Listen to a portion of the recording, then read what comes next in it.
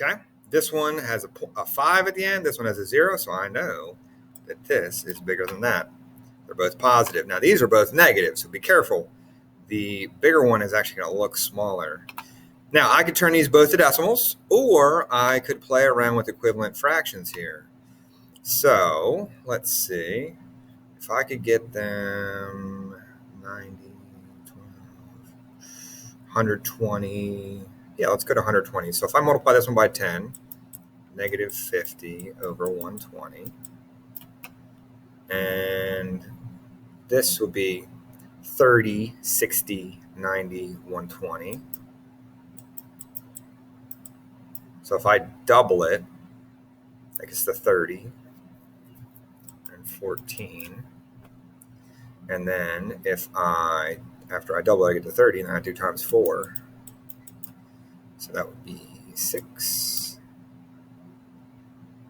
and a 1 and 56.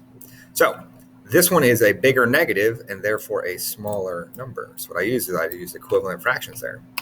So you can either turn them both to decimals. You can make equivalent fractions. I could turn this one to a fraction if I wanted to.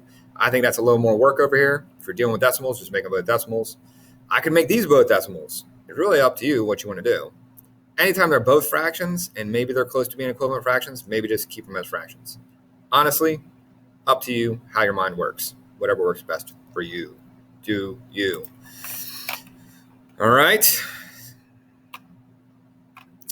All right, same thing here. We have a word problem with fractions over the weekend. 16 out of the 28, 16 28s of the 8th grade girls and 19 30ths of the 8th grade boys went to see a new comedy movie.